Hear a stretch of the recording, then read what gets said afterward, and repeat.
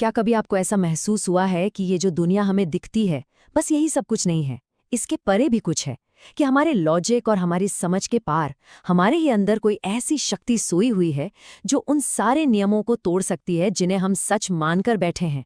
देखिए, ये कोई कोरी कल्पना नहीं है, ये एक याद है, एक ऐसी भूली बिसरी सच्चाई की याद जो बस जागने का इंतजार कर रही है। तो आज हम बात करेंगे उन 7 भूली हुई मानसिक शक्तियों की। और हाँ, ये कोई नई खोजी हुई काबिलियत नहीं है, बिल्कुल नहीं। ये तो हमारी एक बहुत पुरानी विरासत है, एक ऐसी धरोहर जिसे आज की इस भागदौड़ भरी दुनिया ने हमसे कहीं छीन लिया है, हमें भुला दिया है। तो चलिए, आज हम मिलकर उस विरासत को फिर से पाने के सफर पर निकलते हैं। और जैसा मैंने कहा, ये सफर कुछ नया सीखने का है ही नहीं, ये तो बस याद करने का है, वो सब कुछ जो हम हमेशा से जानते थे।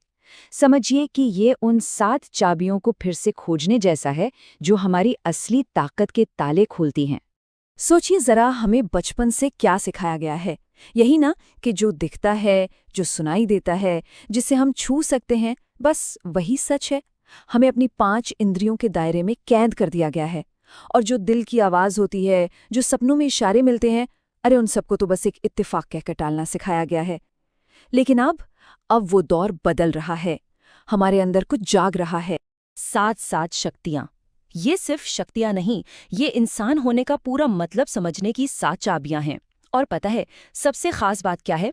ये किसी खास चुने हुए लोगों के लिए नहीं है, ये हम सब में है।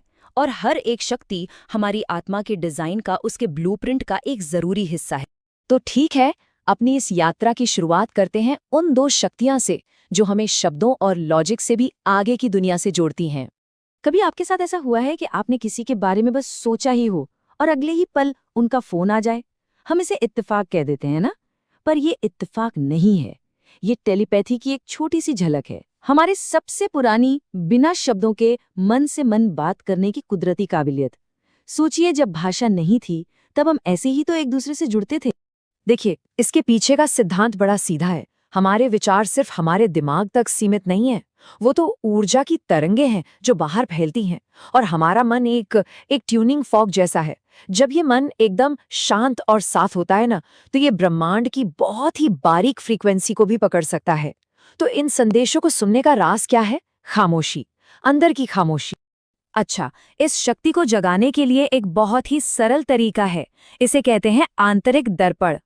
करना बस इतना है, आराम से बैठें, आंखें बंद करें और किसी ऐसे इंसान को अपने दिल में महसूस करें जिनसे आप बहुत प्यार करते हैं।